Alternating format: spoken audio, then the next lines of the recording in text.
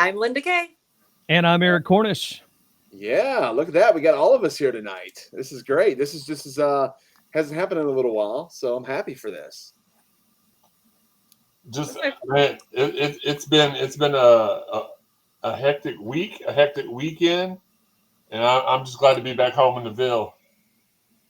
Yeah, absolutely. I'm glad you're back. Well, I mean, we're going to talk a little bit, but first of all, let's give a shout out to our guests. We're going to have the 3-time former Knockout World Champion, Deonna Purrazzo, the Virtuosa, is going to be joining us a little bit later on. So before we do that, though, we want to kind of talk a little bit about the stuff that's gone on this weekend, this past weekend, from where Jeremy was at, enjoying it, seeing it live and in person in good old Detroit Rock City, home of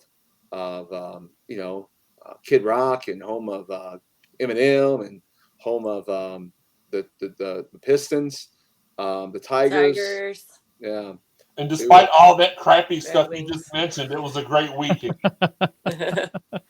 It was a good day. It really was. It really was a great weekend. In the seats that we had, we were about 12 rows off of the right ringside diagonal. My wife was able to find us on the pre-show pretty easily. Before we even told her where we were sitting, she's like, "Hey, I saw you on TV." I was like, "Oh, sweet." But every single thing that happened that night went right by us. Cody Rhodes' mom walked in right by us. All Kayla Braxton and all of them left. They walked right by us. Jimmy came out right by us. So we got to kind of see everything that was going on before it went on. So that was kind of cool. We got to hear, you could hear things like, apparently during the match, Jay asked Paul Heyman to help him turn the table over, and Paul responded, "I'm not Devon," which was hilarious. I don't know if the cameras caught that or not, but we could hear it. It was just, I will say this, props to Detroit, way better atmosphere, felt way safer there than when we were there for Mania 23, all the way back. I think that was in 2007.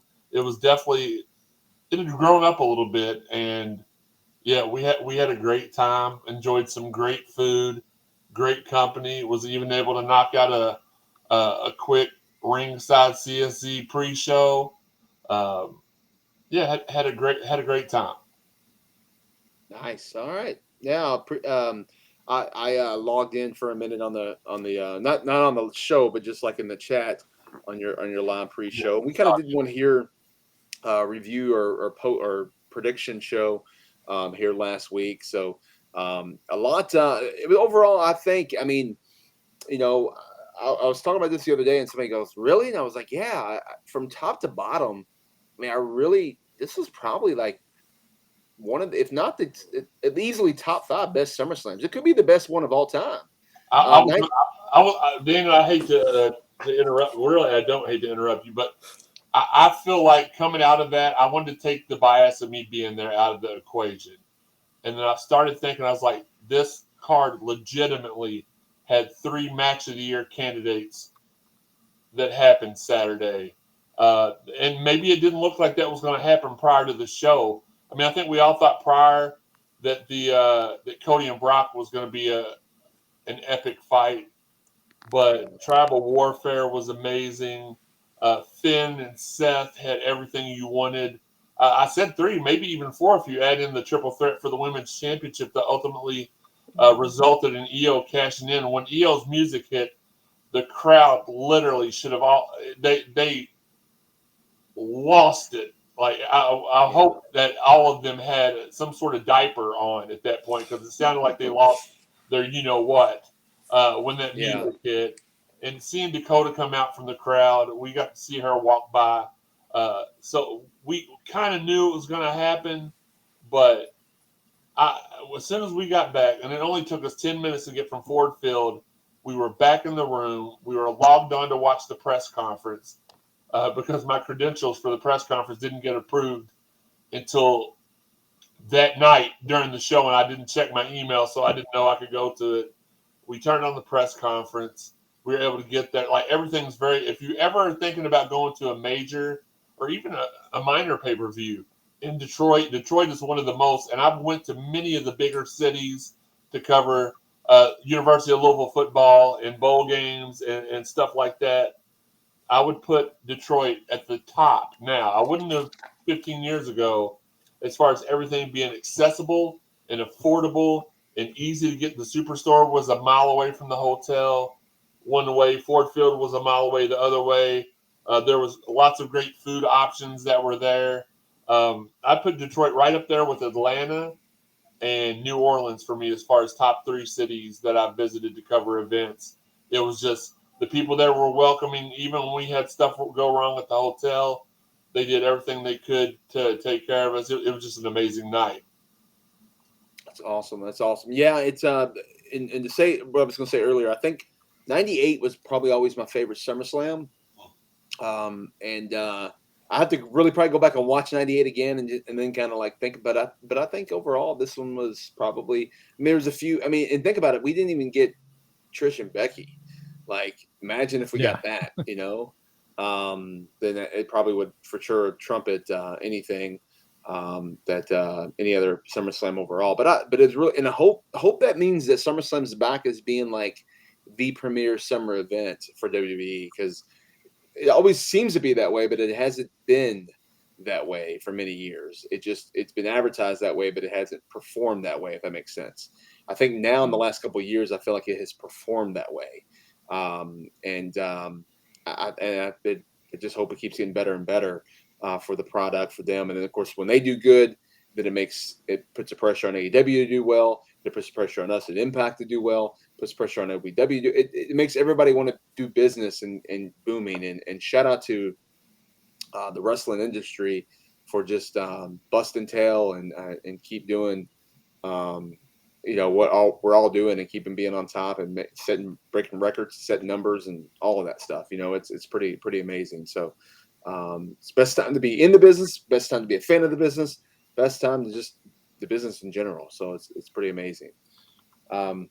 Yeah, and as the bloodline thing rolls on, I mean, I've heard a lot of people kind of, oh, well, now Jimmy's turning. Why did this happen? And it's, hey, I'm still along for the ride, and it hasn't bored me yet. So, which is kind of, it's kind of more than I could say for Judgment Day. I do like Judgment Day, but it's already kind of, to me, like, hey, it's a little too early for all this tension to be, piling up. And, but anyway, still loving the bloodline stuff. They asked Paul Heyman in the post game presser, where are we at with the bloodline storyline? And he said we're in the bottom of the third. And if we're in the bottom of the third, my God, what a ride we are in for, because the first 3 innings have been spectacular. And where I was going, sometimes I get to talk and I forget what my point was going to be, so I just ramble. My point was saying that we were so close to the venue. We got home and I got back to the hotel and I was like, that may have been the greatest SummerSlam ever. And you're right, Daniel. The last few, the one in Vegas 2 years ago with Becky returning felt pretty big. The one last year with the farm machinery factoring into the main event felt like a big one. Jeff Jarrett was there last year. Ain't he great? He is great, and he was a referee in the tag team match, and we lost. He's back. Yay! It just, you're right. It's felt like they're putting more effort in SummerSlam here lately, and I hope that continues to be the case. Yeah, it is still indeed the party of the summer, Jeremy. That crowd so hot. I know you had a tremendous time. Happy to hear all that. And I will second you mentioning that women's triple threat match being a top-notch match. I mean, honestly, it was so good, so entertaining. I forgot about Io possibly being in the mix and hearing her music. Well, and I was shocked. I was like, oh, and literally Bianca goes over and I'm like, oh, wow. Okay.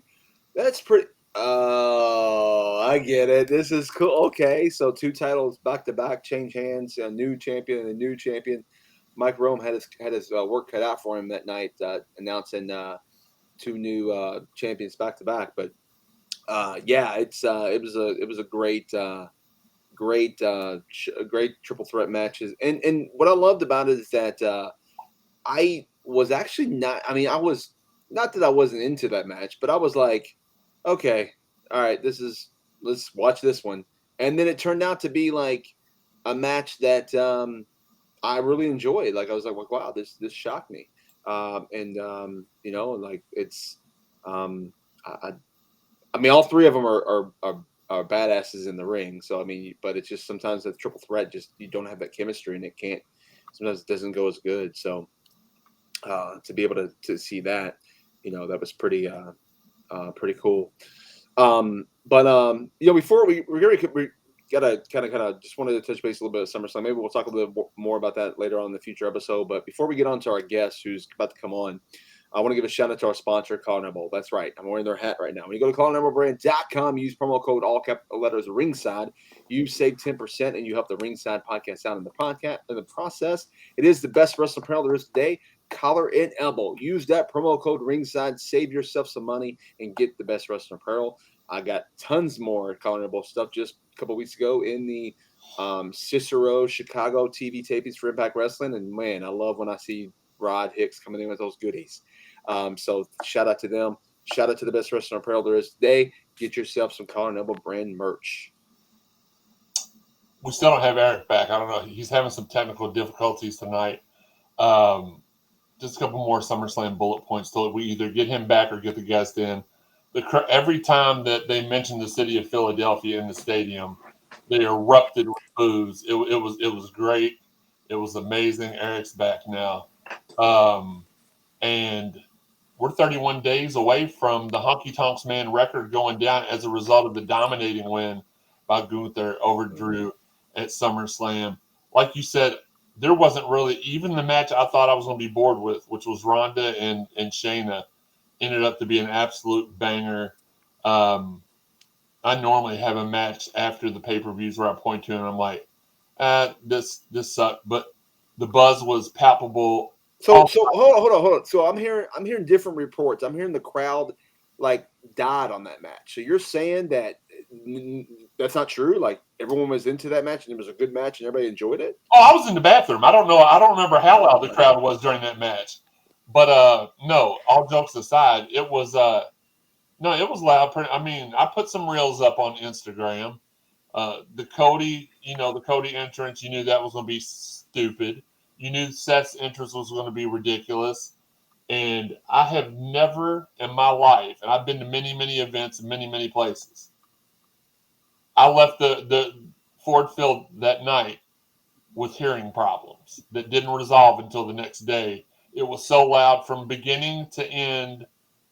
So our buddy front row Carey sent me this picture right there, and boy, could I hear a picture just by looking at it. Like whoa, it's pretty cool. Yeah.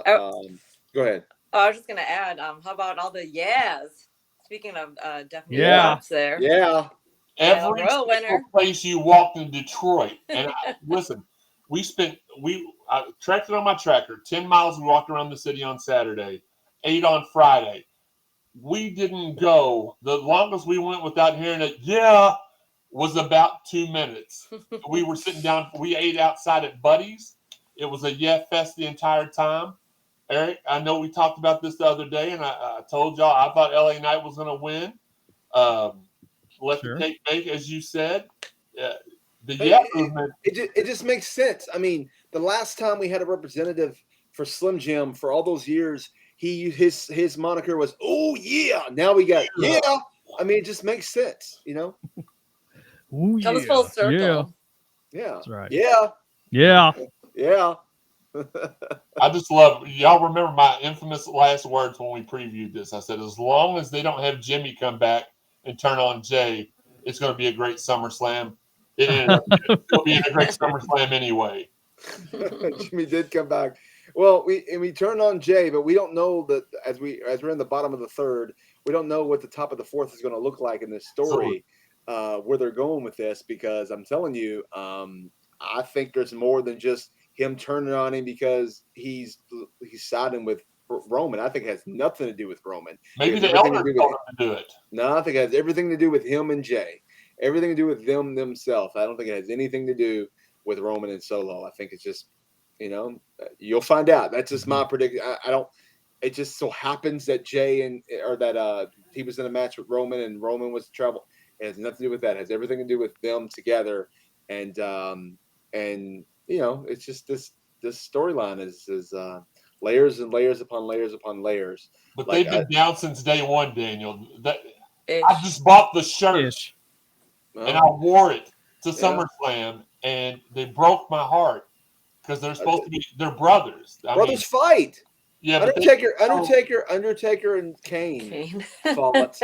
I would never rob my brother of an opportunity like that, especially when he was taking up, like Jay was taking up for Jimmy. I have been around you and Joey. You all fight all the time and talk about each other. Then you hang out and you're down since day one ish, and then you're mad at each other again. And it's brothers. It's gonna happen. I don't know, man. I just, like I was saying before, I didn't, as long as that didn't happen, because to me, that didn't make much sense. I mean, it was time for Roman to be. Do you know how bonkers Ford Field would have been if Jay would have pulled off that win Saturday night? Like, you don't want to, like, you can fight with your brother, but you ain't going to cost them my brother could be the tribal chief, so that would benefit me for him to be the tribal chief. So, but like you said, we'll see Friday. But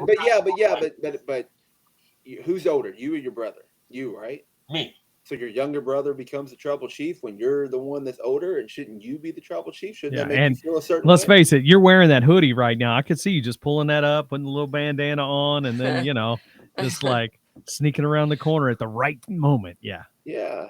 Yeah. You know what I'm waiting for now that we have it proven to us that Jimmy is upset with Jay about, we'll find out soon, as you mentioned, Daniel, but now we're going to get flashbacks of even more photos. Because right now, when you had the feud there with Roman and the Usos themselves, there were like the two pictures that I think they primarily flashed back to when they were growing up, and now we have so many to choose from in videos. So I'm looking forward to that. Yeah, for sure. No, it was overall a good pay-per-view, good stuff for WWE.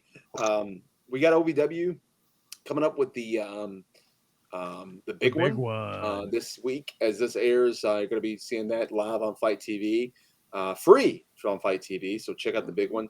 A lot of big stuff to get into. We may get into the end of the show, kind of break down the card before we wrap up. But yeah, a lot of stuff there. And then and then of course, as we're going to talk about with Deonna, we got Impact Wrestling's. We got a couple things. We got the Multiverse United 2, New Japan and Impact Wrestling coming together in Philly at the ECW Arena on August the 20th. It's going to be live on Fight TV. And then the following week, that Sunday, you're going to have Impact's Emergence. That's going to be live right there at the Rebel Entertainment Center in Toronto, Ontario, Canada. And right now, Deonna Purrazzo is going to be taking on the Knockouts World Champion, who beat Deonna at Slammiversary for it, and that is somebody that quite familiar with the bloodline, Trinity. And Deonna's going to get her rematch, and will Deonna become the four-time Knockouts World Champion? I don't know. We'll find out, right? I should have said it 4 times, shouldn't I?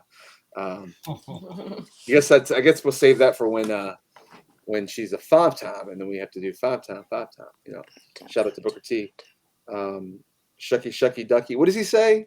Shucky Ducky, quack quack. Okay, Shucky Ducky, quack quack. Yeah, something like that. I figured you'd like the ticker that went across. I know I did.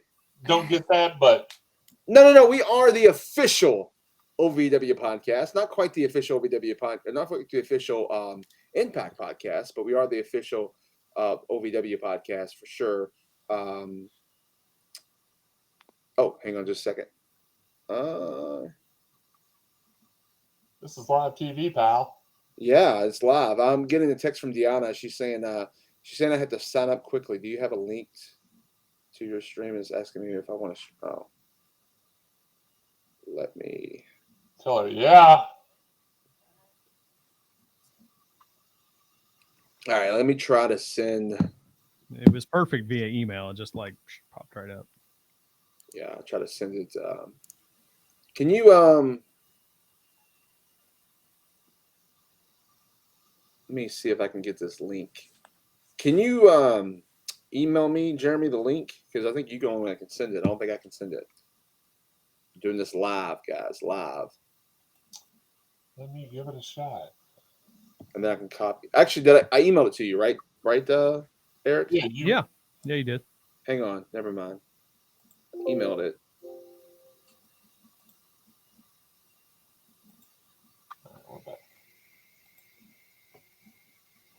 Well, while we're waiting on this, because we can't pause the video,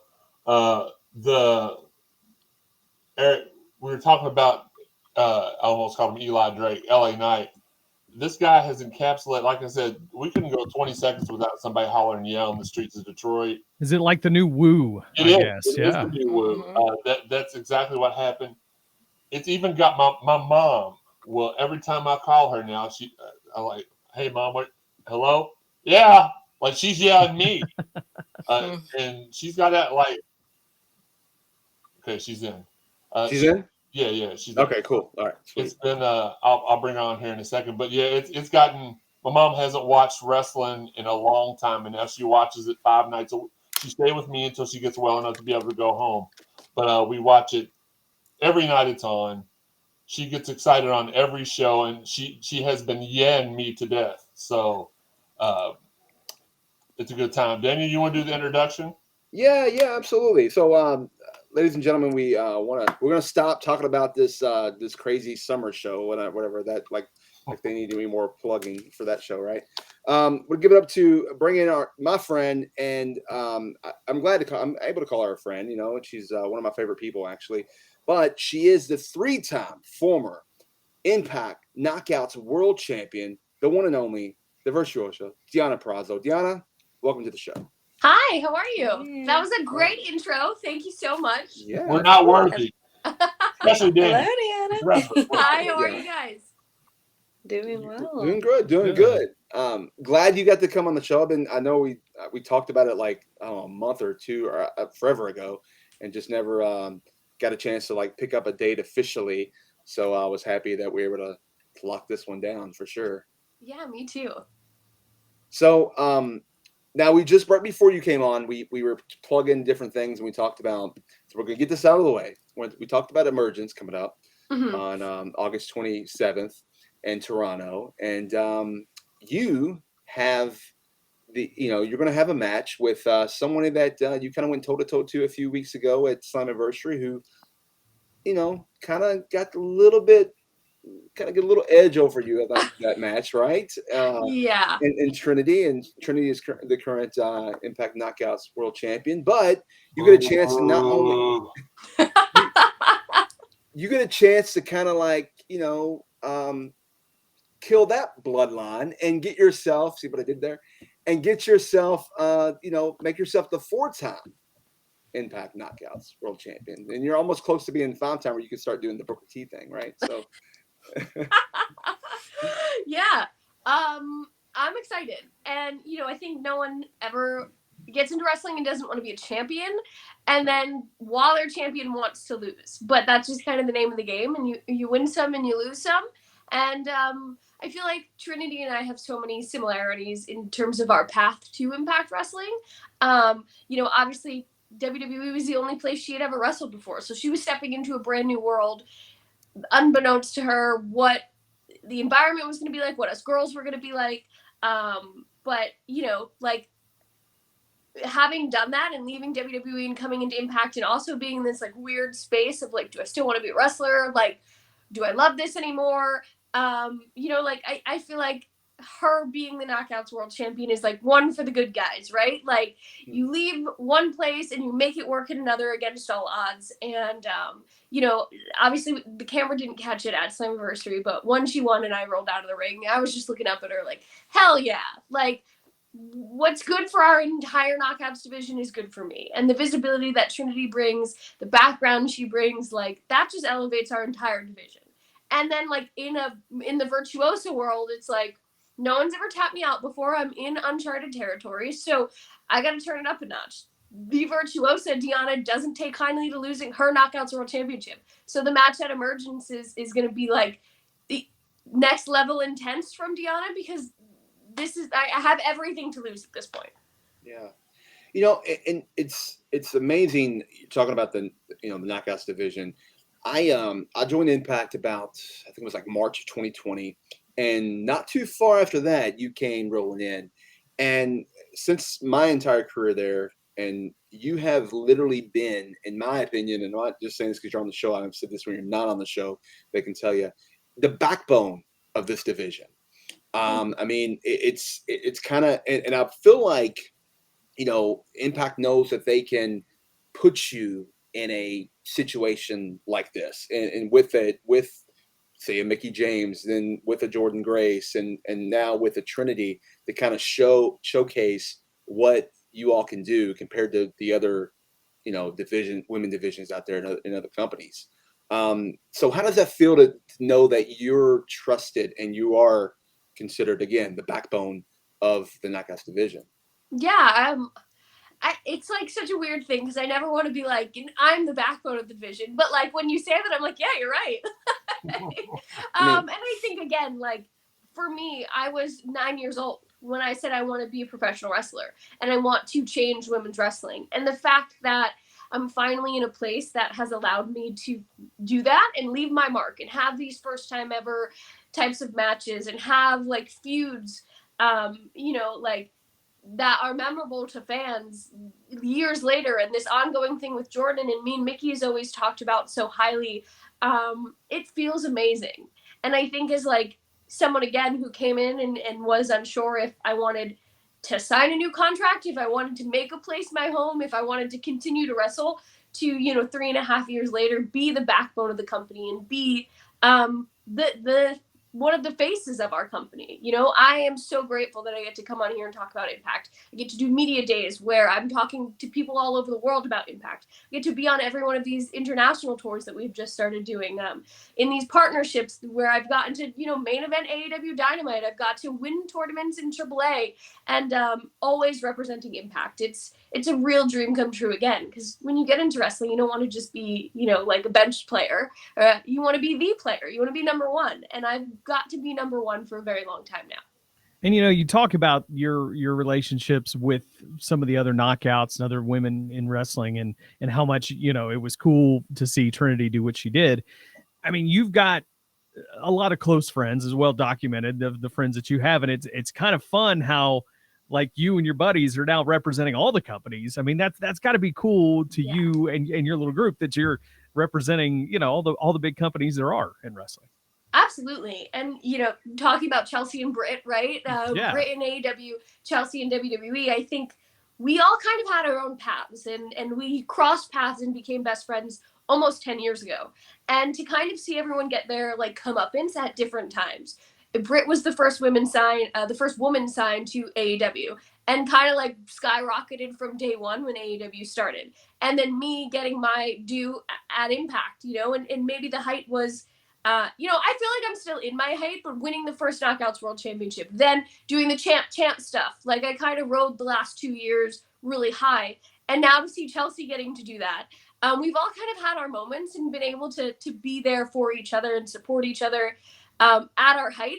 And that is so rewarding. And I've said it on podcasts, on interviews, all over the place, that like there's no one I want success more if I can't have it myself than those two people. So to see our entire journeys and lived it with each other, on the road, traveling, hotel rooms, to rental cars, all the things, and then celebrating like our lives, and like Britt and I were in Chelsea's wedding, Chelsea and Britt were in my wedding, and 30th birthdays and college graduations and all the things outside of wrestling we've gotten to accomplish together. Just it's really nice to have those like real true friendships, because it can be hard things to find in the business that we're in. So I don't know if the rest of the panel know this or not, but I was actually I go down to Orlando probably 2 or 3 times a year because my wife is a huge Disney Mickey head. Every time we go down there, we go to NXT to support them.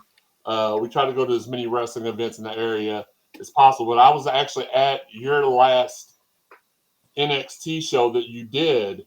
And to me, when I heard of all the releases, obviously Bray being one of the bigger head scratchers,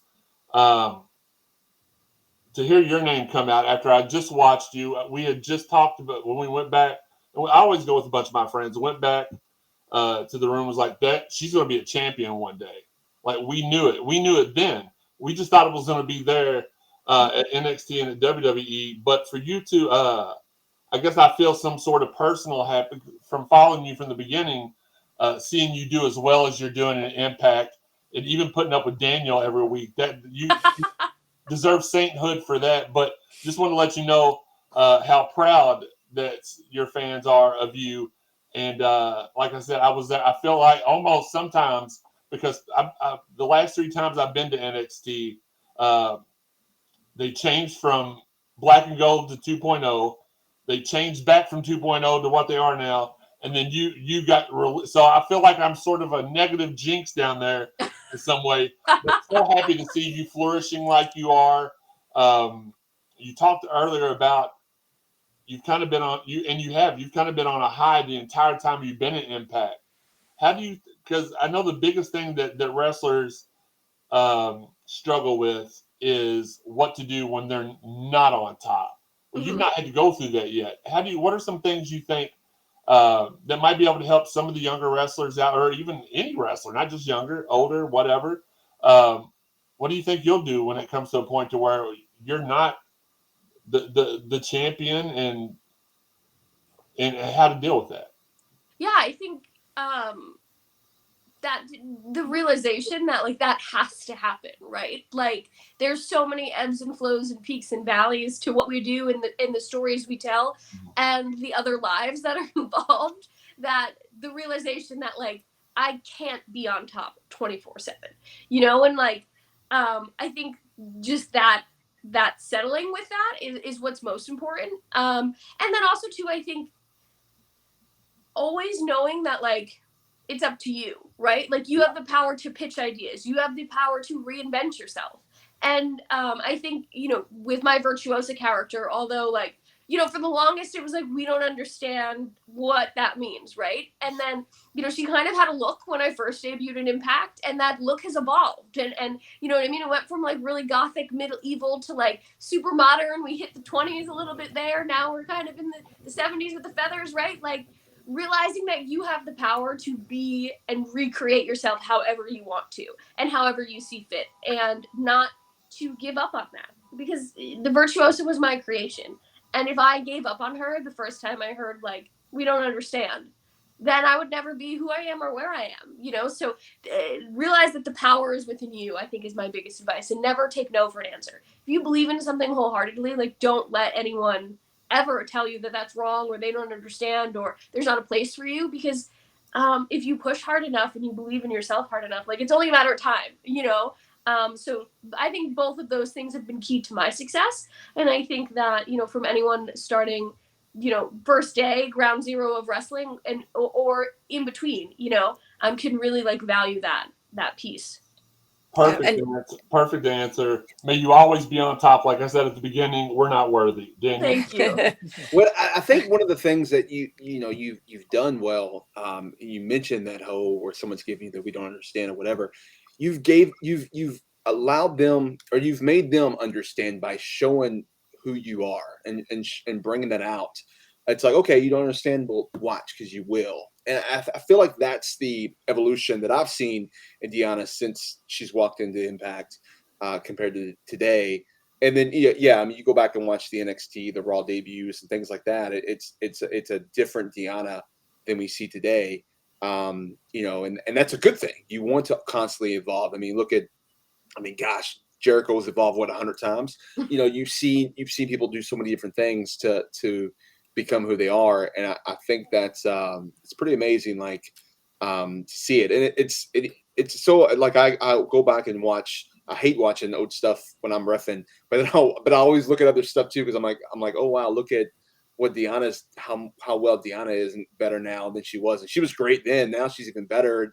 And I do the same with Jordan and all these other talents. It's pretty awesome to see the evolution of a character. And I think you've done that very well. Thank you. I was actually going to ask Go ahead, Linda. speaking of evolving, and you mentioned you wanted to get into wrestling, but you knew that at age 9. I think all of us here have watched wrestling our whole lives, but what at age 9 really got you wanting to be number one, like a wrestler versus being like a manager or a broadcaster? And just did you, like from the start, want to be such a game changer in women's wrestling in particular, just being, ever evolving, if you will? I don't remember like a particular moment seeing the women, but I remember like the exact moment in my brain I saw wrestling for the first time. Because my mom will tell you a different story, but for me, I saw Stone Cold Steve Austin hit someone over the head with a chair. And of course I didn't know that wrestling was fake, and I didn't understand. Like, I just thought this man hit another man over the head with the chair. Like, what the F is going on? And how could someone do that to somebody in my 9-year-old brain? And I was like, I need to know more about this. And then at some point down the line, my mom will tell you that I was 7 and I saw the women wrestle at like WrestleMania 18 or 19, whatever it was. And she'll tell you that's when I was like, I could do that one day. But for me, it was somewhere between 9 and 10. I must have seen the women. And, then women weren't showcased, right? Like, we were bathroom breaks, we were popcorn breaks, we were having brawn panty pillow fights and mud wrestling, and like from that young age I just remember being like, women could be more than this, and like if I could train in this, and like then I got every book that existed on wrestling, and I got a subscription. My parents got me a subscription to the WWE magazine, and I read the internet and how could I be a wrestler and all these things, like and then I was like, I could go to Japan and women could do this and women could do that. And like, I could be a real wrestler. And I want to be like, I want to be a wrestler. I don't want to be the Diva Search girl. I want to wrestle and travel the world and like hone a craft at this. And honestly, like that just never, it always stuck with me. I never lost that piece of like, I would need to be the best wrestler, because I'm not the tallest, I'm not the thinnest, I'm not the prettiest, you know what I mean? But I'm the best wrestler in 90% of the rooms that I walk into. Okay.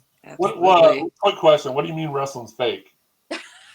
I'm sorry. And why aren't you verified yet on Twitter? I don't understand that. Me? Okay, so I just changed my profile picture, and it takes the verification away for like 72 hours. I don't know this. Well, we all were. There was a bunch of us were verified, and we lost it when. Well, you should have lost yours, but honestly, I forget who got hacked not too long ago, and I panicked and bought Twitter Blue. So. Yeah. Well, what is it? X now? The X is it? X. I'm never calling it that. I don't know. It's so weird. Anyways, that's another. And they're actually legit's going to be a fight now. I saw where like Elon versus Zuckerberg. Like, really, this is happening? Like this? I don't know. Sounds like it. Could be. I mean, throw it in the wrestling ring, and I'm telling you what, people will pay for it. I mean, they will. It'll be amazing. I'll watch it too. I ain't gonna lie. All right, so let's backtrack a little bit here. Being that most of us here also work for OVW, you did do a little training at OVW in your early career when you first were starting in training, correct? With yes. Rip Rogers. Mm-hmm. How long did that last? So I would come. So obviously I was training in New Jersey with my trainer Damian Adams, Mm-hmm. And he trained at OVW with Rip from like 2005 to I want to say 2008, like kind of when it was developmental, but he wasn't like a developmental trainee. He was just there on his own and was invited to train. So he trained with Rip for like those 3 years, and then came to New Jersey. And when there ended up being like me and 3 or 4 other students, he would just say like, hey, let's go to Kentucky for 3 weeks. And we would just like all chip in for a big hotel room, and one person would drive, and we'd split gas, and we'd go down and train with Rip for 2 or 3 weeks at a time, or do OVW house shows or wherever they were in Kentucky, and just kind of like hop on that train for 2 or 3 weeks at a time. Was this during the TNA when TNA was developmental at the time in OVW? I don't think so. I think it was just like Rip was training, and it was just a school to train at. It was like 2014, 15. Okay. 15. So I'm not sure, honestly. I don't know that time frame, but yeah, it was just kind of like whenever we could, as a big group, drive down, we would. Who was then when you say you did house shows and stuff? Do you know who was booking those shows? Like who was running I those don't. at all? Don't. I don't. Probably Frank. Probably Trailer Park Trash. Yes. Yeah. That's okay. Right, yeah. Yeah. All right. Yeah. So it's probably Trailer Park Trash. Okay, that makes sense. All right. Cool. That's. I always wondered if did you do any OVW TV during that time too, or Yeah. So there's one tag that now I'm saying it and I don't know if it was TV or not, but it was at the OVW arena and I did a couple tags. Damien, my trainer, and I teamed in a couple matches against some people. But I don't know if I ever had a singles match or not. Okay. So now that had to be surreal, like coming back to OVW the couple times Impact's come here and done, and had some kind of, you've come in as, what was the one thing, oh my gosh, I forget the name of it. Eric, you were the ring announcer for it. No, I wasn't. Somebody who sorry. looked like me. Some guy, it was one of my ancestors named Artichoke Jenkins was there. Okay, gotcha, And somebody who looked a lot like Deonna was, I'm a Bell, I think was her name. Yeah. It looks a lot like us. But it wasn't us. That was back in the 80s. We were children, or some of us not even born. See, people think I look like referee Cliff Connor, but I don't. Yeah. Nah. Yeah. So. Oh, it was really cool to come back because I remember the first time we had made that trip and like it was my dream. So to be a wrestler, right? But then OVW was WW developmental. So in my brain, I was going to turn 18. I was going to be on the co-ed University of Kentucky cheerleading team. And I was also going to train with Rip Rogers at OVW. Like that was what 12-year-old Deonna's dream future was. So to go to the Davis Arena and to do like train with Rip for the very first time was like my dream come true. To meet this like infamous man who is out of his freaking mind. Yeah. And honestly, like to then even say like I have Rip Rogers' phone number and we text and like I saw him over the weekend and like he's also now my friend is a crazy thing. So to always come back, it just kind of feels like a piece of, it's not my home, but I feel like it's home there. Like I belonged in this place for the longest time, and I love going back and just like. Also, yeah, I don't know if I did my first hour-long match there, but like I tried there. You know what I mean? Like I tried so many things. I learned so many things. I got out of my comfort zone there. So yeah, it feels like a little piece of me is like, oh, I belong here. I just worked with Rip Sunday, and he was aging matches for the show I did, and it's so interesting to like hear his take on things. It's wild. So I can only imagine. And when I came in OVW, he was already he was there, but kind of on his way out. So I never got to actually really train with him during that time. But it's weird to it's kind of cool, I should say, but weird at the same time to be able to work with him and go, wow, this guy's like, responsible for the Cenas, the Ortons, the Lesnars, as well as Danny Davis. But done this stuff, and now here I am, like, kind of getting his feedback on a match, and I'm standing, and then what's funny is you'll laugh at this. I'm standing next to Moose, who's getting feedback too, and Moose is just listening to him. I'm like, he's like talking to Moose and like telling him how to be better than what Moose already is, and Moose is already one of the greatest. So I'm like, yeah, wow, So it's pretty cool to experience that. So I know like to know that and have it being born here and having OVW all seeing it in the background, like that was in my mind.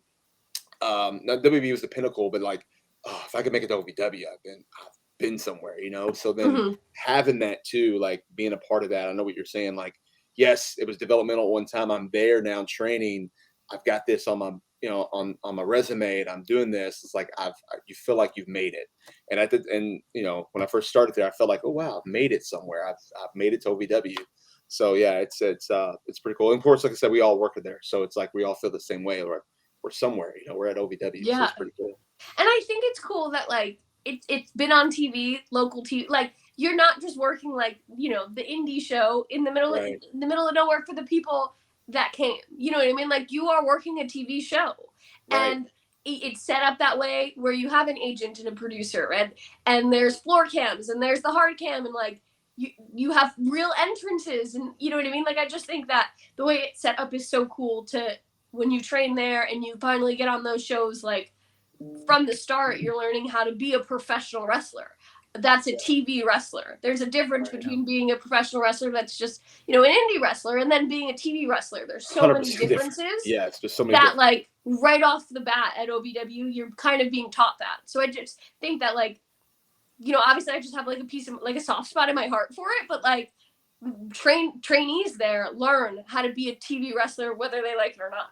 Well, when WB left the developmental there, they still took that same moniker and went down to Tampa and did the FCW, which later became NXT. So I mean, their whole idea was, you know, that's how you develop talent for real, and this is how, you know, and they just took it to a different level. But it's the same. I mean, that's you literally, you know, it's, and I'm kind of glad that it, you know, Impact is back as a partnership with OVW and kind of helping bring people in. Of course, we know BCW as well, and other few indies that they look into. You know, Wrestling Revolver, which you've worked to as well for Sammy Callahan, and like those, you know, it's like just kind of having that working somewhat TV, kind of understanding a little bit of this and knowing what an entrance, knowing where camera's at, and it's a completely different world than just work. And don't get me wrong, I love live events, I love house shows. They usually my first thing I always do, I get there, oh, I don't have an IFB in. Great. Oh, I don't have to worry about times. I don't have to, like, we can just have fun. Like it's laid back, but at the same time, it's so much fun because you really get to play off the crowd and stuff, where TV, you don't get to do that as much. So you can, but you know, there's times where you can't. And that's where there's a difference, and people don't understand that, wrestlers or referees or whoever. So it's kind of cool to be able to have that training, for sure. Absolutely. Well, there's a reason why the big two, WWE and Impact, have trusted their you get it. I got it. Have trusted the future of their companies to OVW, because whether it be Danny Davis or Rip Rogers or whoever it may be, the one thing, as you all have said, and I'll echo that, the one thing they've always known how to do here in Louisville, Kentucky, is teach professional wrestling. And the experience you can get on TV, even though it's just in the local market here, and you can get it on the app too, on the apps now too. That's huge, but that's training you just can't get anywhere. So, like I said, there's a reason why they trusted the future of their companies at one point or the other to the major promotions in the United States, and kudos to Ohio Valley Wrestling. Was OVW, was that the first time you experienced TV wrestling? Like where did that start at, from going from the indies to TV? Sorry. Oh, you know. If you're wondering what I'm like, I don't know if you can see my hands like moving someone, but my dogs are here fighting. No, it's all good. It's all good. We welcome the dogs. They're all good. No, so I actually was very, very lucky to like be just like skyrocket from day one. I'm trying to think, my 8th professional wrestling match was an Impact Knockouts Knockdown pay-per-view against Brooke Tessmacher. So that was like, I think I was like a year and change into wrestling at that point, and then right after that, I got asked to go to WWE Monday Night Raw in Hartford, Connecticut, to be a Rosebud at the time. So like I am very fortunate that I didn't like struggle to get opportunities like that. I kind of it just happened right away for me, way before I was ready, way before I was like ready to be a professional wrestler on TV. But yeah, my 8th match ever in front of a crowd was TV wrestling. Now, Linda, you've been a Rosebud, right? I have not been a Rosebud. I've gotten various opportunities, but no, I didn't get to do a Rosebud opportunity though. I did the conga line. Yeah, I did the conga line, but not which was pretty much the same thing. Yeah. I just it's always funny to find out who the Rosebud people are and then who the conga line people are. You know, it's like it's completely, and there's very rare that's been both. But I got to be a swinger on Impact. You did get to be a swinger, yes. So it's a funny story. We were shooting all those scenes backstage, and I think, Deonna, you were back there getting a massage, and like You had to like kick everybody out in the middle of our shoot, like because we're all trying to shoot around you getting a massage. And we're like, oh yeah, sorry, we'll I'm step out. sorry. Sorry, we'll get. Although that would be probably perfect for the. It would have been. Honestly, it would've been It would have been for perfect. Swingers Palace. Swingers But they never Dungeon. let me do anything fun like that. At Impact, they're always like, "You're a serious character," and I'm like, "I want to have like, let me." I don't know what it would be, but like, I was never a part of Swingers Dungeon or Swingers Palace, which I think at the time was appropriate. But now I'm like, I want to do something fun with Steve. I want to laugh and like. I think if Vex was there, it was Longer. while Swingers Palace was going along or whatever it was, and then Vex was around. I think that would have been the interaction because I think that would have worked. Yeah. With you and Chelsea, There was a few times I got to do like the one sticks out. I talked about it on Busted Open not too long ago. Like Gail and Lou, we interrupted them talking, and I was like singing like "Hit the Road, Jack." Like just being a bitch, and you know what I mean, like, and pieces of myself. But for the most part, I don't get to do a lot of like silly things like that at Impact. No, you don't. You don't. That I guess that's why when your ancestor or someone that looks like you gets to be performing. What is it? Is it Southern Belle? What was the name? Yes, of Amabelle is Amabelle. Yeah. So I guess that's like the fun thing that have a little fun there. Absolutely, yeah. Which those shows are fun. They By really the way, are. I did find. Let's see, where is it there? Oh, yeah. Look at that. Yeah. Oh, look at that. Yeah. That guy Yeah. was 50 pounds heavier, but anyway, it Well, worked for the character. He's also like 30 years older too, right? That's true. It's That's way older. Way older. No, that's fun. Actually, I wish I told. I recently had a conversation with Powers to Be about if we're going to do IPWF. I was like, I think it was the most successful at OVW. We might as well do it at OVW again. We need to. Yeah. Like that's the one. And they agree. They were like, actually, it was. So I was like, yeah, that's where it made the most sense and had the. I mean, I think WrestleCade last year was pretty fun too as well. But I feel like it wasn't as. I feel like OVW crowd just knew what it was and got right into it. Yeah. I do want to ask, so Daniel's always, he talks about his experiences here, but we rarely have somebody on that we can talk about your experiences together. So what experience, Deonna, do you have that just fun stories with our lovely host and official Daniel Spencer? I need to hear some fun moments I don't know. maybe we kinda haven't feel heard on the about. spot. I gotta think about this. Man. I mean, I know he reps a lot of your matches. So is there anything like in the ring that just, maybe fun There's things that we one wouldn't know moment. about? Oh, there's one. Go ahead. I wonder if I don't think we're gonna say the same thing, but maybe we are. That sticks out when you said that, and I think it was at Rebellion. Okay. And Jordan and I think it was Rebellion, and he said something about like, oh, we're we got 16 minutes, and I was like, perfect.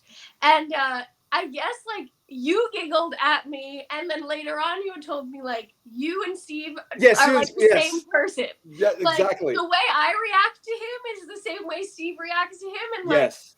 that we just like it was just funny, and that's what I thought about first was that like you made the comment of like. Because Steve and I never trained together. Like being from New Jersey, I trained in North Jersey, he trained in South Jersey. Like before when I got to NXT, our paths had never crossed really in wrestling and like training in wrestling. So it was funny to me to just hear that like, oh, we react the same. Like our mannerisms are the same and things like that. Steve has two responses. Perfect. Or well, we're going over. That's his two responses. That's it.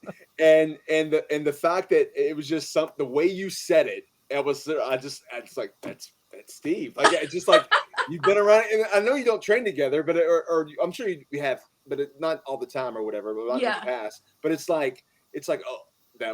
If that wasn't Steve, okay, I guess you can tell they're married. I guess it kind of popped me for a moment. I just was not expecting you to go perfect. It was just and it was in that Batman voice that you could. I'm not saying but just a deeper voice that Steve would do. I get that when I wrestle.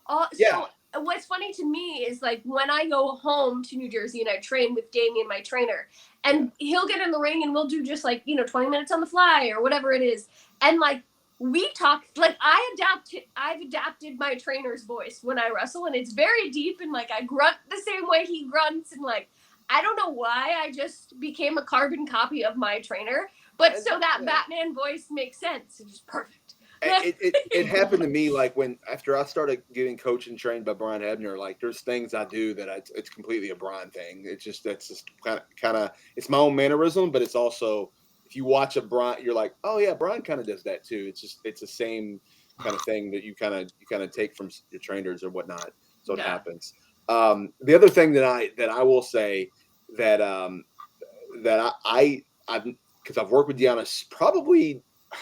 I feel like the most at Impact. I mean, for the most part, I'm trying to think of anybody else I've worked more. I don't think there is, but I literally know when Deonna's not feeling it or not, like just she has this look, and I'm like, I look right at her. I'm like, yep, I just know what she's thinking. Like at that moment, I know what's going on, and then we'll talk about stuff afterwards or whatever. And it's not, it's just. They match itself, whether it's the crowd, whether it's just her, how she feels in the ring, whatever it is. It's just I know that when she's like, "Yep, this is not. Something needs to change right here," and I always laugh like, "Okay, yeah, that's. I know what she's thinking. We'll talk about this later." I apparently have that look because Steve says it, and like Tasha, who trained with me too, yes. like in New Jersey, will say it too. Like you just get this like Deonna bitch face, and you know that like you're not into it, you're angry, something happened that you don't like, and 9 times out of 10 after that there comes a chop. Yeah. And Tasha goes like, I know when you're mad because you chop the shit out of someone. Well, I don't do that consciously. Actually, I'm glad you brought that up because I just heard Tasha recently on speaking of Brian on Brian's podcast, and she talked about training, with you and from the same school. Did y'all train? How long did y'all train together? I feel like it was like 3 years, maybe. Okay. Yeah. Yeah. So it's you can definitely see a lot of similarities in your styles. For sure. And I never really, I don't know why I never put 2 and 2 together like that until maybe been a year ago, whatever, when I was like, wait, you're training, you're from Indiana school. Wait a minute. Okay. And then I finally started realizing that's why they kind of do this or that. But yeah, it's, that's fun I didn't know it was 3 years though. That's pretty wild. That's cool.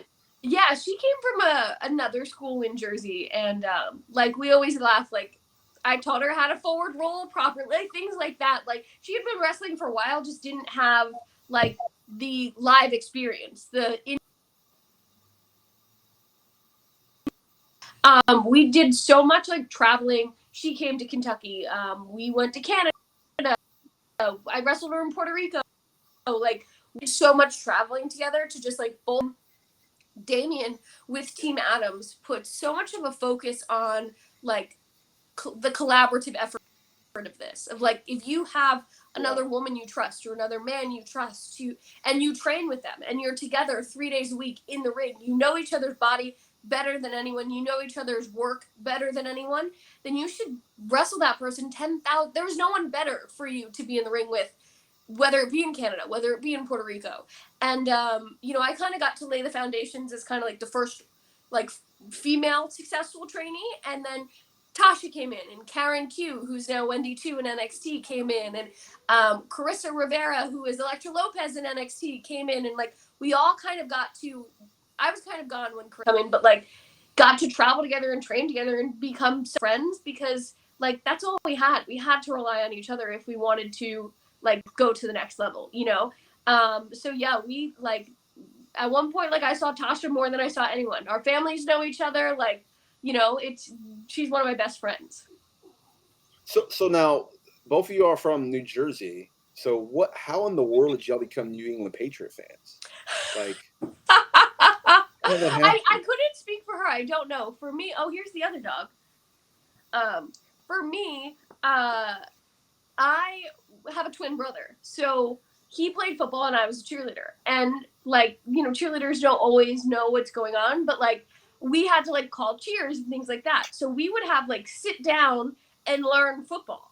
And for whatever reason at that time was like when they went back to back Super Bowl champions and stuff. And I was just like, they're a good team. I'm gonna pick them. Like, and I liked them. My family is a Giants family, so it was like against what my Yeah. family liked. And So then I you liked married a that. Giants fan, right? Steve's a Giants fan. Steve's a Giants fan. My brother, my mother, my father, my stepfather, my stepmother, they're all Giants fans. So I was a little bit of a rebel. And for whatever reason, it just stuck, and I'm still a Patriots fan. Well, they did get you for 2 years, 2 Super Bowls, so they did. I know. You don't need to remind me any more than my husband does. But no, it's just I always thought that was interesting that, and then the other thing when we had Steve on the show a couple months ago, he brought up that of course I know that we've talked about this, but I mean he brought it up on the show public that you all kind of grew up, you're not too far from each other, right? But yet you never met until years later at XT. So it's like, how did, like, that's wild. I know. So Steve grew up in East Rutherford, New Jersey, which is, Giant Stadium is right there. I grew up like 30 minutes kind of like northwest of that, in Lake Apacon, Jefferson Township. And Steve is also a couple years older than I am. So like when I was in high school, he was deployed and things like that. So like we have an age gap, but yeah, like he wasn't on the Indies for very long before he got signed, so we wouldn't have crossed paths then. And it was like probably 2014 or 2015, the first time I had met him. I was an extra at NXT. I went down to Florida. And yeah, we just have like a ton of mutual friends who are also from New Jersey and work for WWE. 3 of the refs, Sean Bennett, Eddie Orengo, and Danilo, are all helped train me. And then worked at WWE with him, so became friends with him. So like there was one night we all went out to a bar after NXT, and we were there together and just like didn't know. Wow. And the funniest story is, and I wish I had the jacket, is that same night I was with QT Marshall and Danny Cage, and we kind of had flown on the same flight, so I just kind of tagged along with them. We all ended up at this bar. Steve's at this bar. I had left I had a houndstooth pea coat with me because it was winter up in Jersey. And I just threw it in QT's car, and I never got it out of QT's car. So at the end of that night, I went with Sean Bennett because he always let me stay with him. QT gave Steve my houndstooth coat and said, she'll be back as an extra. Just hold on to this and give it to her. So he was like, well, I'm never going to, you know what I mean? Like, no, I'm never going to see her again, and threw out my beautiful new houndstooth pea coat. Fast forward, 7-8 years, we're getting married in November, and we did wedding day presents, and he bought me a new houndstooth pea coat for our wedding day present. Nice. He did mention the story when we. Yeah, he did mention. Yeah, he did. He did. What's great about it is I said on the podcast, I was like, so guys, if you're listening, what you have to do is throw her coat away, and you'll get her later. You'll win her over. How funny I don't know if is it'll that? work 100% of the time, but it definitely worked for Steve Macklin. So just, Yeah, but what's even funnier is like, yes, we never crossed paths, but like my mom went to high school with someone who works with his mom in the hospital, and like another coworker of his mom is really good friends with my mom's best friend. Like our families are weirdly connected in like friends through friends kind of way. So like when everyone started to get together after we got engaged for our engagement party and stuff, it was like, oh my God, I know you and I know you and we know you through this. And it was like, how did we never meet when everyone kind of knows each other, or, through a friend of a friend? And I mean, like, if you believe in fate, we are the biggest, we were meant to be together kind of people. 100%. I mean, just knowing you all, like you two are meant to be together. But it's Mickey Mouse has this saying called "It's a small world after all," and that's just the best way to describe it. It's just everybody. It's in wrestling. The wrestling bubble's even smaller, right? So yeah. But it is wild that all your non-wrestling people are connected to as well, let alone your wrestling friends and stuff too. It's wild how it works out. But yeah, it's fate. You belong together for sure. And I think, this is like a different world, wrestling the way it is than where it was in the, 80s and 90s, because there's so many couples within the business. You talked about your friends and they're all married to wrestlers, and it's just become more common now. And I think I don't know. You think that's a good thing? I mean, obviously, you're not going to say it's not, but I mean, to what are the best and worst parts about being with your husband on the road? I mean, I think the best part is that I'm with my husband on the road, so like I'm always comfortable. I always feel safe. You know, I went through some mental health stuff and dealing with like panic and anxiety at the beginning of the year that like I was terrified to travel without him. So knowing that my best friend, my husband, the person who's has my best interest at heart 24/7 and can take care of me if I go through a panic attack or something, like that's the most comforting part is that's my partner. But then on the flip side is like that's also my like I trust his critique and I ask questions I don't always want the answer to and like he's always going to be honest, so there's a little bit of friction when I'm like I don't agree with that, or he's like I don't like that you did that, you could have done this, and I'm like no I did it this way because, and we kind of go back and forth, but even then it's like that's a good thing, he should be telling me the truth, you know, but sometimes we can get into like a little lover's quarrel about wrestling itself and how we both do our wrestling individually. Yeah, I can see that. Or but you know what, I think I'm so protective of him in like every aspect of our life, right? And like yeah, sometimes there's, and it's for both of us, but like a creative decision that I'm like, oh, I don't agree with that. And like, what is that? You know what I mean? Like, and we could just kind of bounce that off of each other where he's so laid back and so like, it's okay. And, you know, we'll just go with the flow and I'm going to do what they ask. And I'm like, well, you should ask. Like, and I tend to like rile him up because I want to know all the answers. I want to know why we're doing what we're doing, or how is that going to lead down the road to this, or well, they told you this, and what about this? And like, I'm kind of a stickler for those things when it comes to him because I'm so protective of him. And when he came into Impact, it was like he was starting from zero, you know, ground up, and he had to make a name for himself. And like, he's obviously been able to do that. He's a former Impact World Champion, like. And I'm just so like, I want you to grow and evolve and be your best self. So I tend to be really protective of him, and he's just like, we'll go with the flow. And we can argue about that because I can be really aggressive. And he's like, you need to chill the F out. one of my favorite things, I don't like to pull back the curtain too much, but one of my favorite things is when you go to him and I'll sometimes I'm there because if I'm the ref, I'm talking to you for the first time and you're you know kind of going over things with him, to say it that way, and like it's almost like I can see like he's listening to go, you know, okay, well, like and he's not shy to like come in and say no or why or no don't do or whatever, but it's almost like I know you're also it's helping you kind of realize what you're doing or kind of all that stuff, but it's that. But you know that you're also kind of checking, like, what do you think? Not in like just in a way of like, hey, this going to work, you know? And I also feel like he does it, and I've seen him do the same with you. Kind of, you know, it's like it's that great bond and relationship you all have that you're able to kind of like, this is what we're doing, and you all know where you're going, but story wise or what, you know, and you're able to kind of help each other to make sure you're telling the story you need to tell.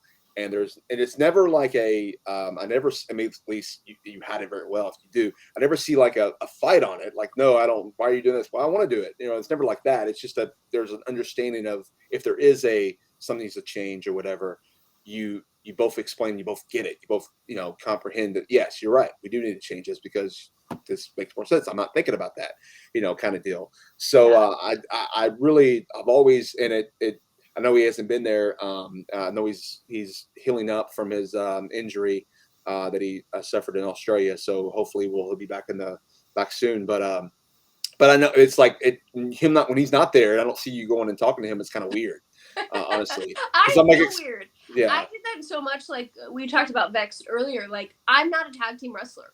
You know what I think?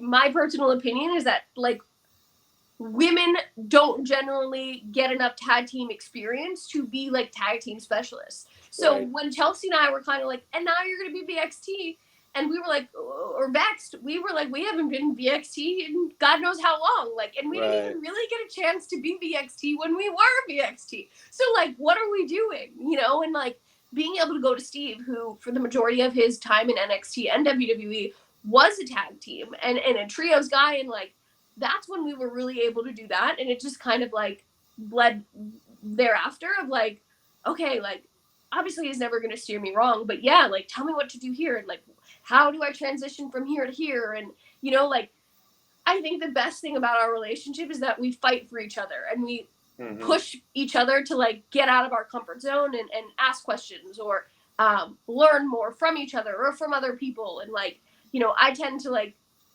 again, like ask questions, but like also not, I don't really talk to a lot of the guys in the locker room, and I didn't for a long time. So like he's forced me to like create relationships with someone like, you know, an Alex Shelley, who like I would not really have a connection with without Steve there. And now I can sit down and pick Alex Shelley's brain and things like that. So he's forced me to like get out of my comfort zone and make sure I'm going to other people for help and advice and you know, not just relying on him, because I'm just kind of like a shut-in. Yeah. What an amazing brain to pick too, Alex Shelley. My goodness. Yeah.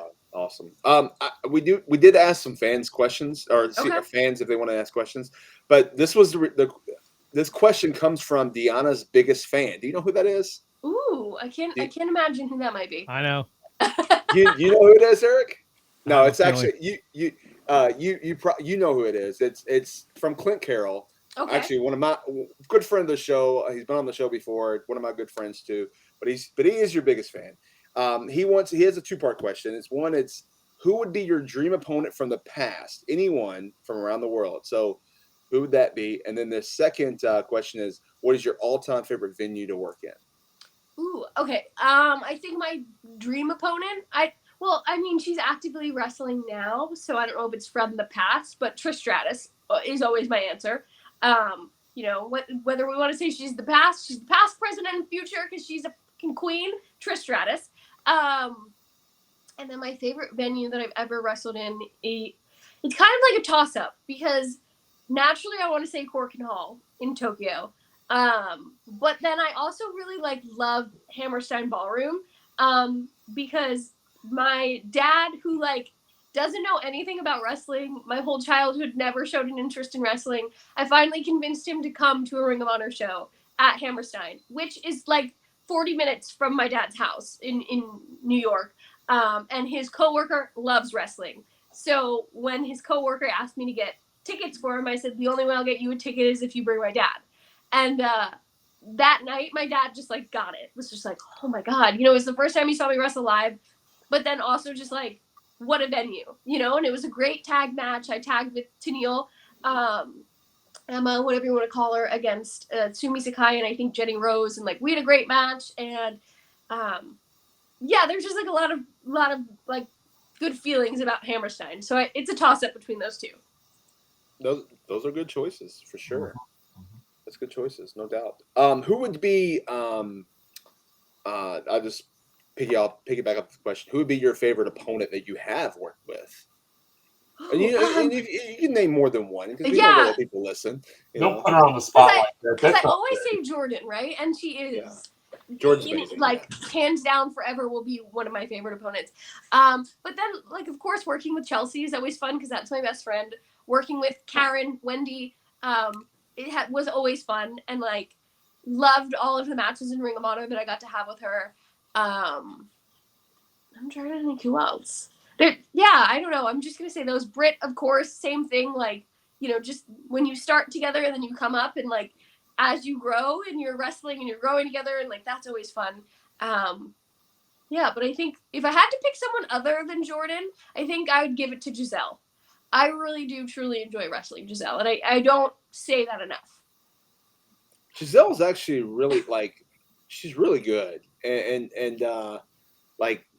just the match that she had in Chicago that aired on BTI last week, her and Heather Reckless, my goodness, it was so good. It was really a good match, and it's I mean, it's BTI, and it's BTI is still, you know, the YouTube show or whatever, but it's man, this should have main evented, you know, Impact's TV. That, you know, this would have been, you know, it's going to main evented a pay-per-view. It was that good.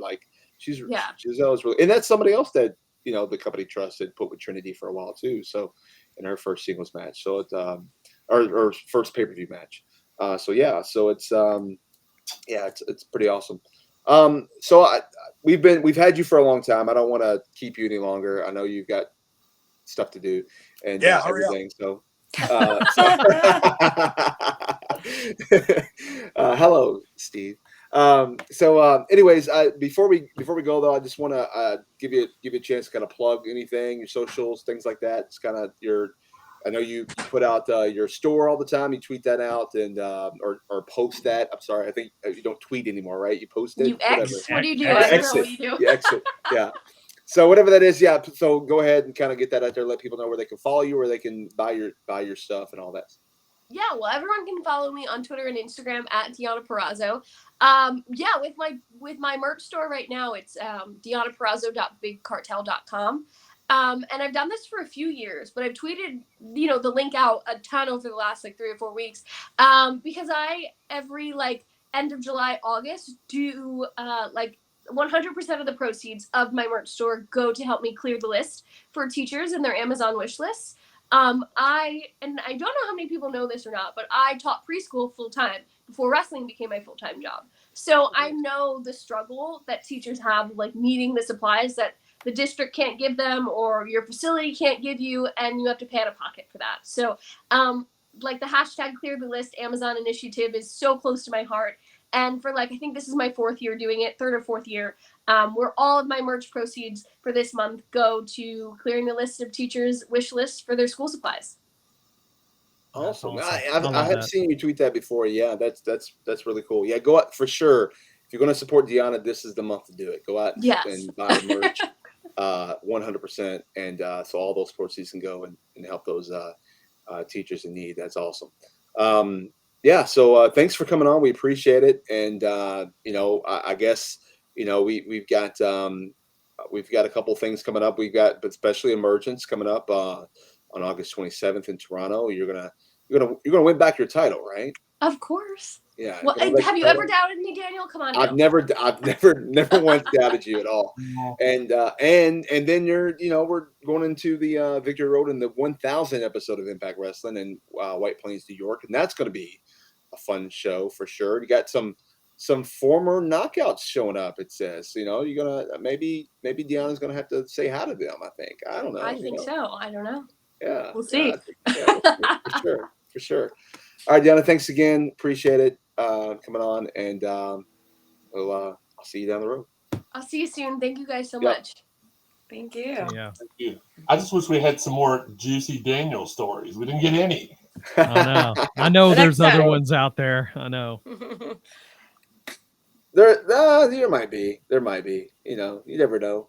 I'm just texting her now. Thank you again, and make sure she tags us in that link, because I know a lot of teachers in the area would love to hear about that, and people would love to support that. So if she can tag us in the tweet, or you can just send the tweet our way, whatever. I'm not saying X. I'll never say X. You can go X yourself for all I care.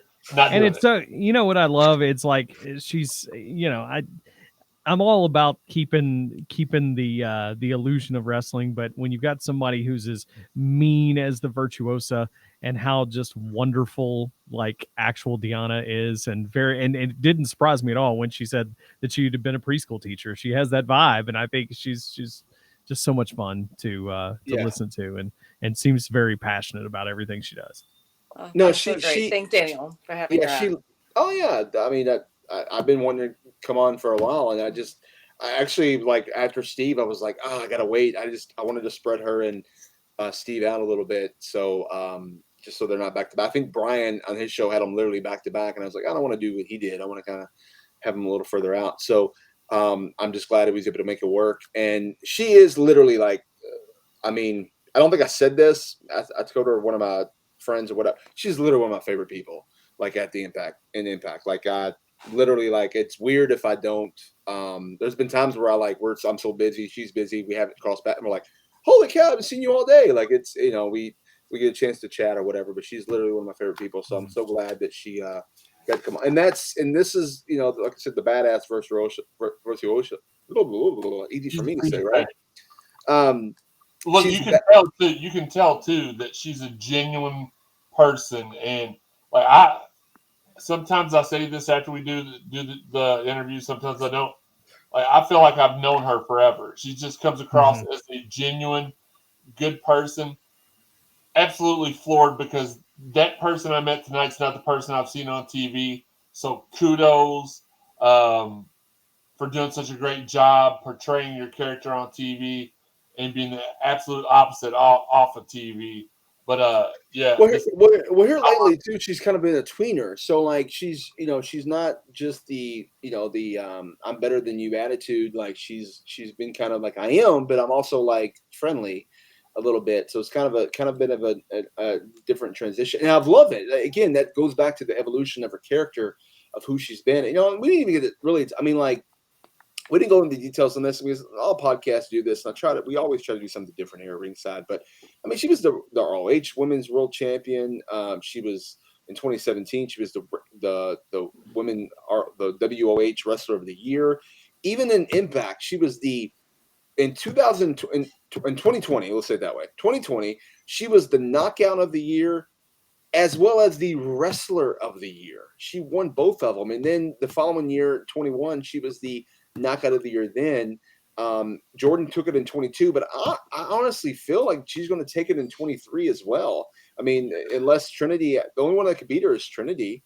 And Trinity will only have a half a year on her compared to a whole year with Deonna, and she was the Impact Knockouts World Tag Team Champion with her friend and current WWE Women's Tag Team Champion, Chelsea Green. She was also homecoming. She won the homecoming king and queen tournament. She was the queen with Matthew Raywan as the king. And that's just like, I mean, Pro Wrestling Illustrated, and it ranked her number 3 in the top 150 of the best female wrestlers in the PW 150 of the women in 2021. I think she even she always makes the top 500 list too, right? So like, this just goes with everything we say. If you're not watching Impact, you're missing it. You're missing stars like Deonna, who you might not have seen other places.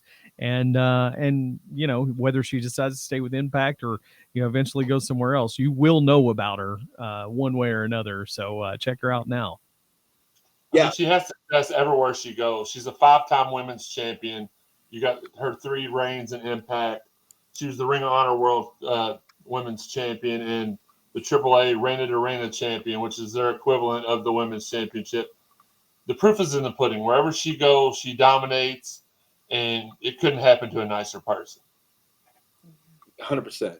Yeah, 100%. And I'm hoping, I mean, I love what Trinity's doing, and Trinity's been a big help, but I honestly, I'm kind of biased because I've known Deonna longer. I kind of want to see Deonna become 4-time Knockout champion, but I'm biased because I'm not partial. Sorry, I'm a ref, so I'm whoever wins, whoever. Hang on to that audio in case he refs the match. I'm just saying. No. I just I wasn't going to get into it, but I hope the best for her. So I would love to, when her time's up or her current deal is up at Impact. Maybe if there's something, hope that, whatever's best for her happens, but I hope she stays and never goes anywhere else just because of the fact that unless I go with her, unless we all, something like that. But I just think that she belongs, the backbone of the division and just going to keep killing it, and you're going to think you're like 10 years from now, like we look back, we think of, we think of Impact Wrestling, but let's say we go back years ago when it was TNA. We think of TNA women, the knockouts. We think of Gail Kim. We think of Impact.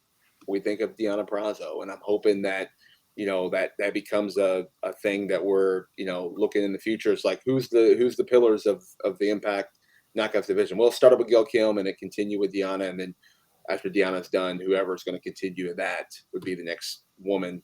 At that point, but I'm hoping that her name is right there, and she's that good to be labeled with someone like Gail Kim. So, look, I said that she's not even on here, so I'm not trying to get brownie points. Look at that. She's not going to listen to it and hear it after the fact. Yeah. So, Guys, we look, before we wrap up, let's talk. Let's kind of give a shout out to cover all those sponsors. Linda, take it away.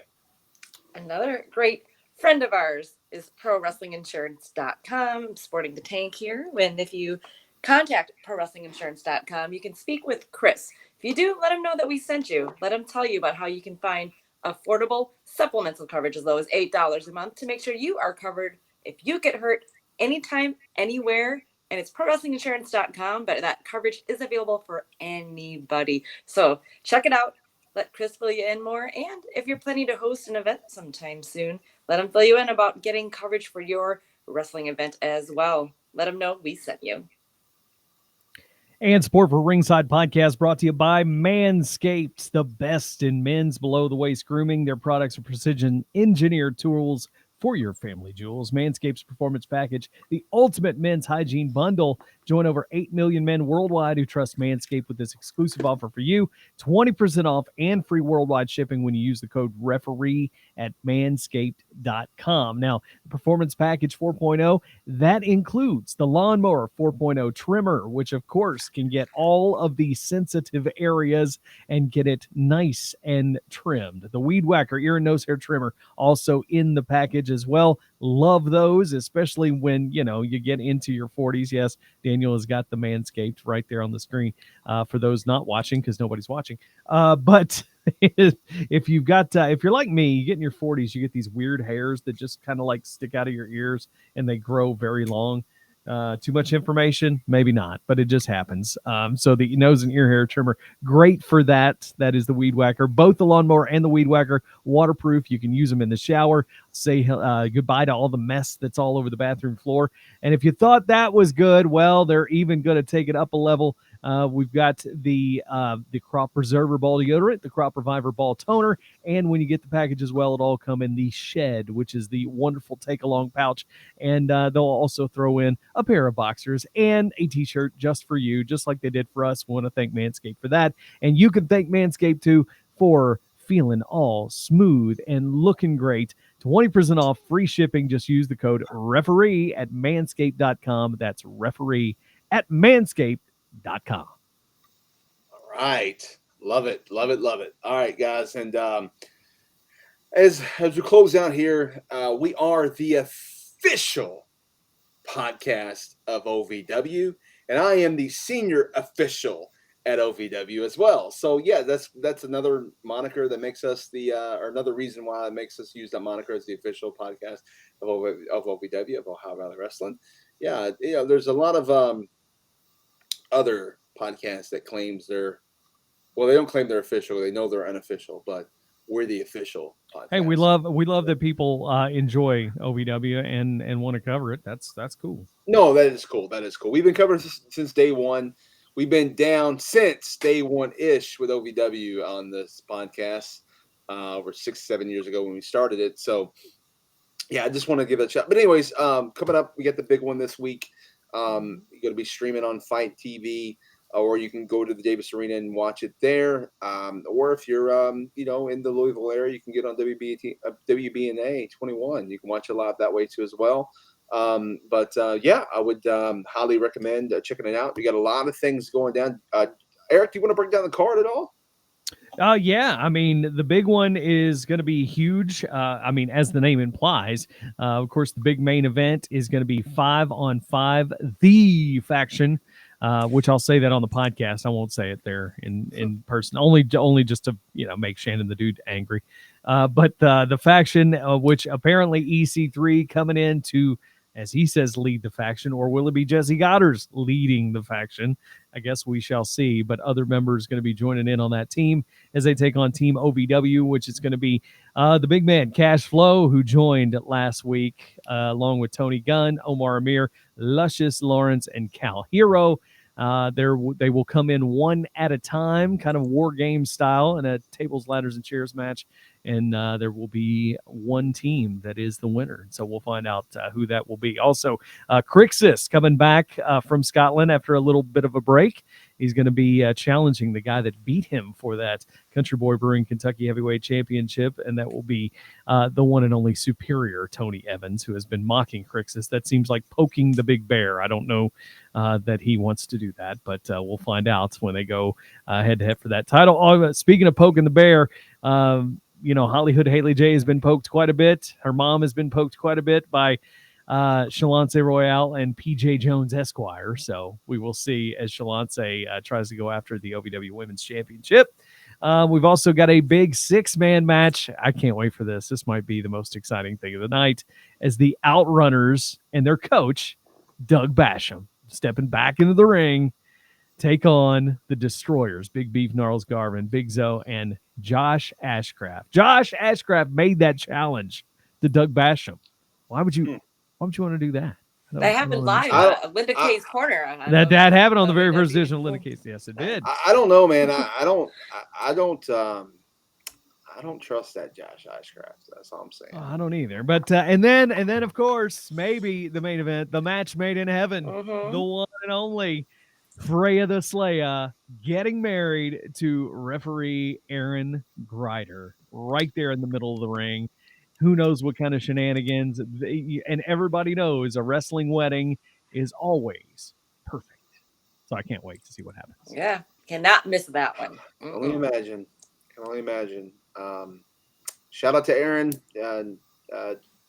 guy who thought can never get a girl, magically gets a girl. So, I mean, he's part of your officiating crew that you lead. have you noticed he hasn't been officiating very much? So. I know you've kind of held him out because of his indiscretions, maybe over the last year or so, right? I have, yeah, and so I don't see right now he's not refereeing, and who knows? I mean, maybe after.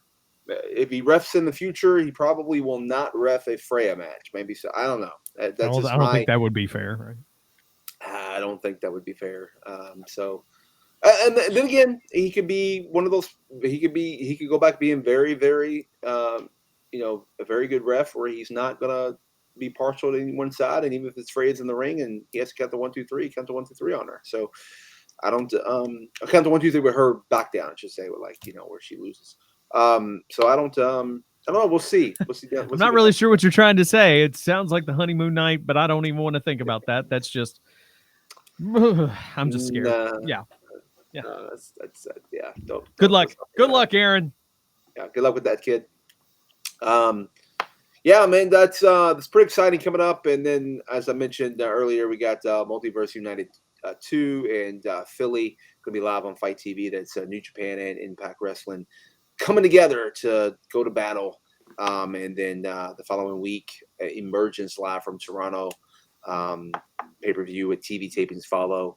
So if you're in the Canada area, you're in there, come check us out. It's up our Canada friends up there who listen to us on FightNet or Fight in the Canada area, as if it's like such a small little area. Yeah. Well, that area, the Ontario, is not as big as Canada. It's like if you're in Ontario and you can get to Toronto, come check us out. Or in the Buffalo, New York area. Diagram. Jeremy was close. That bridge to Canada. Yeah. Right outside Detroit. You can see it right. Yeah, Windsor. You were close to when you're about 4 hours still from Toronto and that in there, but you could be in the Windsor. Windsor, we were just there for Summerversary, and Windsor's amazing. I like Windsor. Toronto's pretty cool though. I'm excited to get back to Toronto. If you're in the Yukon territory, you got a little bit of a trip. A little bit, yeah. Well, I mean, if you're in the Buffalo area, but Buffalo, New York, we got people to listen there. But we got our Fired Up Network partners. They're all from the Toronto area, and they love wrestling. So hopefully they'll come to the shows and check it out, and that'll be awesome. And and hopefully they're a good pal who, I don't know if you all, I think Linda might know, Eric might know too, our good pal who's also co-hosts the podcast with Brian Hebner, Mr. Jimmy Cordeas. He's in the area, and hopefully he comes by the show too. Why not hang out? That whole Canada area. It reminds me of our friend Classy Ali. Bless his heart. So Classy Ali is from Qatar, and he was coming to wrestle in Mexico, and he made the invitation like, "Hey, I'm coming back from Qatar to wrestle in Mexico. Are you guys coming?" Because in relation to Qatar, I guess we're pretty close to Mexico, but. Yeah, he was coming to the Americas area. Yes. Well, yes. someone else that's from the Toronto area is OVW's I don't even know. Does he have a moniker right now? Joe Mack? Immaculate. Immaculate Joe Mack. Yeah. Immaculate Joe Mack. Yeah, he will be on Team The Faction. In the next couple of weeks, we should have some announcements to make on this show and some pretty big things in regards to OVW. That's all I'll say. And I know we teased that last week, so I'll just keep teasing it again. So that's pretty cool. Yeah. And also, I will be a guest on another huge podcast coming up in the next couple of weeks. I don't know what I'm going to record it. I don't know what's going to air, but more information on that next week as far as when it airs, as well as more information on this show going live on TV, on streaming on YouTube, on Twitch, on Facebook. Maybe we'll throw in the Twitter X, whatever, that too, or whatever we can stream. We'll stream it live. So that's coming up soon. I'm excited for that. Guys, are you excited for that? Excited. Let's do it. Excited. All right. And I think we it get is that live TV training, so we can, utilize that live TV training from OVW onto our live stream for Ringside. So I mean, you said a big announcement coming soon. Is it safe to say that on next week's episode we may have a big announcement? It's possible. It's possible we can make that big announcement on next week's episode. I think on our next episode you can expect a big announcement. I'll say it. Why not? Okay. All right. He's going to do it. It's going to happen on the next episode. And if we don't, I know I teased. Did I tease the guest last time, right? And I told you who it was at the end of the show. Is that what it was? Didn't I tell you? I think I did. You guys teased. I listened and I put it together. If I stand correct. Oh, yeah. Well, we got a couple of big guests coming up. Okay. We got, I think one I announced. I think it was saying, I don't know if it's next week, but it will happen this month. We got Cody Deaner is going to be coming on the show. Cody Deaner has started a new podcast called Wrestling is Life, Wrestling is Wrestling. And it's a really good show. He's had Josh Alexander and Courtney Rush, formerly also, I think she went by the name Rosemary. Maybe she is not Rosemary. I don't know. But she was on the show. So we're going to have him on and talk to him about that and about Impact and his career. He's a very underrated wrestler. So he's pretty awesome.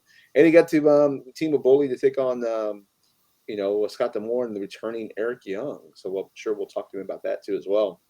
But yeah, I think, we got some other big guests coming up and, Jeremy, I think, when this person comes on, maybe they're going to be on their own. I don't know.